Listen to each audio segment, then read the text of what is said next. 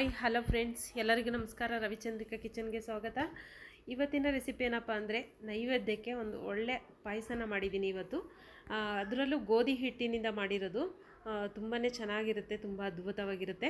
ಬನ್ನಿ ಸಿಂಪಲ್ಲಾಗಿ ಪಾಯಸನ ಯಾವ ರೀತಿ ಮಾಡೋದಂತ ನೋಡೋಣ. ನಾನಿಲ್ಲಿ ಸ್ವಲ್ಪ ಗೋಧಿ ಹಿಟ್ಟನ್ನ ಕಲಸಿಟ್ಕೊಂಡಿದ್ದೀನಿ. ಈ ಕಡೆ ಒಂದು ಪ್ಯಾನ್ಗೆ ಬೆಲ್ಲನ ಹಾಕ್ಕೊಂಡಿದ್ದೀನಿ. ನಿಮಗೆ ಕ್ವಾಂಟಿಟಿ ಎಷ್ಟು ಬೇಕೋ ಅಷ್ಟು ನೋಡ್ಕೊಂಡು ತೊಗೊಳ್ಳಿ ನೀವು ಬೆಲ್ಲನ. ನಾನಿಲ್ಲಿ ಸ್ವಲ್ಪ ಮಾಡೋಣ ಅಂತ ಹೇಳ್ಬಿಟ್ಟು ಒಂದು ಅರ್ಧ ಕಪ್ಪಷ್ಟು ಬೆಲ್ಲನ ತೊಗೊಂಡು ಸ್ವಲ್ಪ ನೀರು ಹಾಕಿ ಬೆಲ್ಲನ ಕರ್ಗಕ್ಕಿಡ್ತಾ ಇದ್ದೀನಿ. ಇವಾಗ ಗೋಧಿ ಹಿಟ್ಟು ಕಲಸಿಟ್ಕೊಂಡಿರೋ ಗೋಧಿ ಹಿಟ್ಟನ್ನ ಹಾಕ್ಕೊಂಡು ಚೆನ್ನಾಗಿ ನಾವು ನಾದ್ಕೊಂಡು ಇವಾಗ ಇಲ್ಲಿ ಲಟ್ಟಿಸ್ಕೊಳ್ಳೋಣ. ನಾವು ಚಪಾತಿನ ಎಷ್ಟು ತೆಳುವಾಗಿ ಲಟ್ಟಿಸ್ಕೋತೀವ ಅಷ್ಟು ತೆಳುವಾಗಿ ನಾವು ಇದನ್ನು ಲಟ್ಟಿಸ್ಕೋಬೇಕು. ಇವಾಗ ತುಂಬ ದಪ್ಪನೂ ಇರಬಾರ್ದು, ತುಂಬ ಇದಾಗಿರಬಾರ್ದು. ಸ್ವಲ್ಪ ತೆಳುವಾಗಿ ಲಟ್ಟಿಸ್ಕೊಂಡು ನಾವು ಕಟ್ ಮಾಡ್ಕೋಬೇಕು. ಇವಾಗ ಸ್ಲೈಸಾಗಿ ಉದ್ದುದ್ದಾಗಿ ಕಟ್ ಮಾಡ್ಕೊಳ್ಳೋಣ. ಹಾಗಾಗಿ ಇವಾಗ ನಾನಿಲ್ಲಿ ಕಟ್ಟೆ ಮೇಲೆ ಹಾಕ್ಕೊಂಡು ಚೆನ್ನಾಗಿ ಲಟ್ಟಿಸ್ಕೊಳ್ತಾ ಇದ್ದೀನಿ. ಇವಾಗ ಒಂದು ಚಾಕ್ನ ತೊಗೊಂಡು ಸ್ಲೈಸಾಗಿ ನೋಡಿ ಉದ್ದುದ್ದಾಗಿ ಈ ರೀತಿ ಕಟ್ ಮಾಡ್ಕೋಬೇಕು.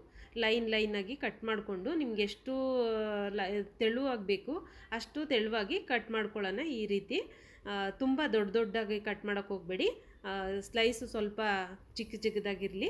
ಆಮೇಲೆ ಮತ್ತೆ ನಾವು ಇಲ್ಲಿ ಕಟ್ ಮಾಡ್ಕೊಳ್ಳೋಣ, ಪೀಸಸ್ ಮಾಡ್ಕೊಳ್ಳೋಣ, ಚಿಕ್ಕದಾಗಿ ಪೀಸಸ್ ಮಾಡ್ಕೊಳ್ಳೋಣ.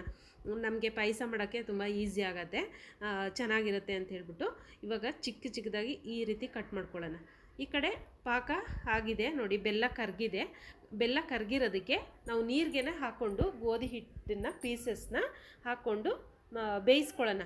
ಇದು ಬೇಯಬೇಕು, ಜಾಸ್ತಿ ಟೈಮು ಏನು ತೊಗೊಳ್ಳಲ್ಲ, ಒಂದು 5 ನಿಮಿಷದಲ್ಲಿ ರೆಡಿ ಆಗಿಬಿಡುತ್ತೆ. ದಿಢೀರಾಗಿ ನೀವು ನೈವೇದ್ಯಕ್ಕೆ ಏನಾದ್ರು ಮಾಡಬೇಕು ಅಂತ ಅನಿಸ್ದಾಗ ಅಥವಾ ಹಬ್ಬಗಳಲ್ಲಿ ಏನೋ ಸ್ವೀಟ್ ಮಾಡ್ಕೊಂಡು ತಿನ್ನಬೇಕು ಅನ್ನಿಸ್ದಾಗ ಈ ರೀತಿ ಮಾಡಿಕೊಂಡು ತಿನ್ನಿ, ಬೇಗನೆ ಆಗುತ್ತೆ, ತುಂಬ ಟೈಮು ಏನು ತೊಗೊಳ್ಳಲ್ಲ. ನೋಡಿ ಆಲ್ರೆಡಿ ಆಗಿದೆ, ಇದು ತುಂಬ ಬೇಗ ಆಗಿಬಿಡುತ್ತೆ, ಒಂದು 5 ನಿಮಿಷ ಸಾಕು. ಇವಾಗ ಇದಕ್ಕೆ ಹಾಲನ್ನ ಹಾಕ್ಕೊಳ್ತಾ ಇದ್ದೀನಿ. ಗಟ್ಟಿ ಹಾಲನ್ನ ಹಾಕ್ಕೊಳ್ಳಿ, ನಿಮಗೆ ಎಷ್ಟು ಬೇಕೋ ಅಷ್ಟು ನೋಡಿಕೊಂಡು ಕ್ವಾಂಟಿಟಿ. ನಾನಿಲ್ಲಿ ಅರ್ಧ ಲೀಟ್ರಲ್ಲಿ ಇನ್ನೂ ಸ್ವಲ್ಪ ಕಮ್ಮಿನ ಹಾಕ್ತಾಯಿದ್ದೀನಿ, ಸ್ವಲ್ಪ ಮಾಡ್ತಾಯಿದ್ದೀನಿ ಅದಕ್ಕೋಸ್ಕರ. ಈಗ ಏಲಕ್ಕಿ ಪುಡಿನ ಸೇರಿಸ್ತಾ ಇದ್ದೀನಿ ಇದಕ್ಕೆ.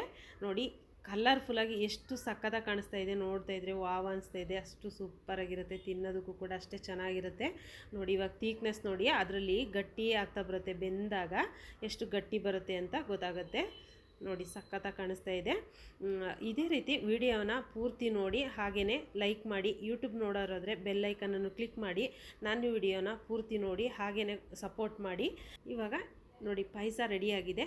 ಇವಾಗ ನಾನು ನೈವೇದ್ಯಕ್ಕೆ ಅಂತ ಹೇಳ್ಬಿಟ್ಟು ಶಿವರಾತ್ರಿ ಹಬ್ಬಕ್ಕೆ ಶಿವನಿಗೆ ನೈವೇದ್ಯಕ್ಕೆ ಅಂತ ಹೇಳ್ಬಿಟ್ಟು ಗೋಧಿ ಪಾಯಸ ಮಾಡೋಣ ಅಂತ ಮಾಡಿದೆ. ಗೋಧಿ ಹಿಟ್ಟಿನ ಪಾಯಸ ರೆಡಿಯಾಗಿದೆ. Thank you, bye.